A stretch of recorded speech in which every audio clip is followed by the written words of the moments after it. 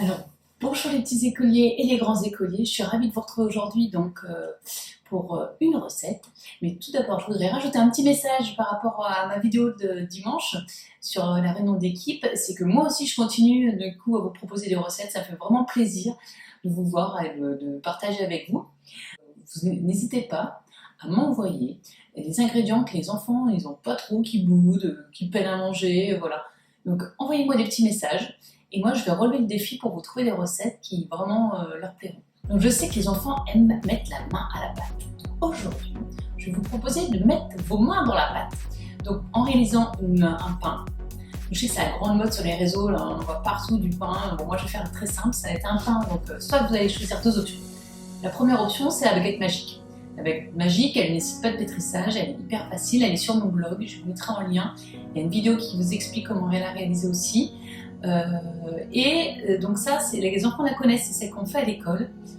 Et après, vous n'avez pas à la manipuler, c'est vraiment une pâte très collante, donc voilà, vous n'avez pas à mettre la main dans la pâte presque. Et la deuxième option, donc ça, si vous n'êtes pas pressé, vous êtes pressé, pardon, vous faites cette baguette magique.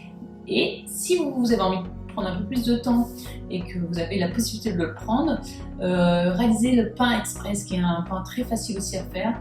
Alors il faut un pétrin, mais on peut le faire aussi à la main, ça se fait quand même bien. On peut le faire aussi, donc moi je le fais au Thermomix, mais vous pouvez le faire dans une machine à pain. Vous faites juste le pétrin, vous la sortez votre pâte et vous la manipulez après à la main depuis son four. Ou dans les robots pâtissiers qui font ça aussi très bien. Voilà, vous avez plusieurs options. Donc je vous montre, allez, je vais vous montrer cette recette. On met un peu de farine. Vous avez vu la pâte à pain, voilà, elle est vraiment hyper. Voilà. Si vous mettez, elle colle un peu, vous remettez un peu de farine, mais elle est vraiment parfaite. Donc une pâte à pain, voilà, vous la manipulez. Le but, c'est de faire rentrer un peu d'air dedans. Hop. Voilà. Et après, on refait une boule de campagne, juste en faisant comme ça, en pinçant sur le pain en fait, avec nos mains. Et ainsi, la boule de campagne se fondra. Il y a un petit défaut, mais ça, c'est pas très grave. C'est ce que vous allez voir qu'aujourd'hui, je vais pas réaliser cette boule de campagne. Et je vous montre, vous avez juste à faire une petite incision. Et sur le dessus, vous avez vraiment votre boule de campagne. Cette pâte, en fait, j'ai réalisé avec de la levure fraîche. Vous pouvez faire avec de la levure sèche aussi. Vous pouvez faire un trou au milieu. Si ça colle un peu, vous prenez un peu de farine. Voilà. Vous mettez sur vos mains. Et hop, on écarte et on fait une belle couronne. N'hésitez pas à écarter parce qu'elle va gonfler. Hein. On a pratiquement 800 g de pain. Donc voilà, une belle couronne. Là, on coupe. C'est équivalent de 2-3 baguettes. Donc ça, vous hein, imaginez que vous pouvez faire 3 baguettes. Je vous montre sur une pour que vous puissiez vous rendre compte. Et donc là, vous coupez, on va dire à 30 degrés, votre ciseau, vous mettez, et là on fait notre baguette épine. Épi, pardon. Et la sermentine qui est ici. Super. Donc là, vous avez votre petite baguette épi, c'est quand même sympa. Donc soit vous choisissez cette forme, soit juste la boule. Et là aujourd'hui, je vous propose de faire un pain en forme de marguerite. Alors ceux qui ont déjà vu des démonstrations Thermomix la connaissent. Je pense que c'est sympa de leur voir. En général, on aime bien faire cette recette-là. Alors, il nous faudra 7 petites boules. Donc c'est ça qui est bien, c'est qu'en famille on peut le faire, chacun fait sa petite boule. Et donc là, un peu de farine. On fait comme avec la grosse. Hein, vous appuyez la grosse boule tout à l'heure. On appuie, on remet au centre. Et voilà. Et ça, on pince comme ça. Hein. Juste sur la base. Ça sert à rien de la prendre dans les mains, de la manipuler comme la pâte à pain. Et votre petite boule, elle est prête. Hop, on continue, on fait ça avec les 7. Chacun sa petite boule. Tout le monde est content. Hop. Et là, on met tout au centre. Et on revient pincer. Ces petites boules sont prêtes. Et donc, là, c'est sympa, c'est qu'on va pouvoir un petit peu les agrémenter de petites graines.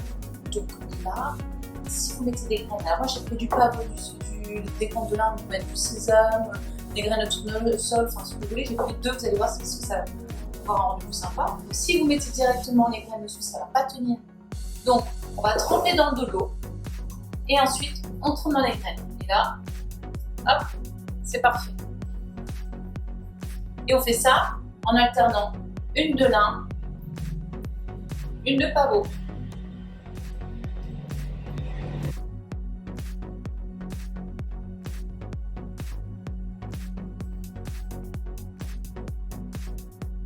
Ça y est, j'ai mes 7 petites boules. Et donc là, je vais alterner entre donc, le pavot, le grain de lin et c'est tout. Et voilà, je mets la plus grosse au milieu. On laisse écarter un petit peu comme ça. Parce que vous allez voir que tout va gonfler. Et du coup, tout va se toucher. Et là, vous allez avoir un pain marguerite. Donc, je laisse lever...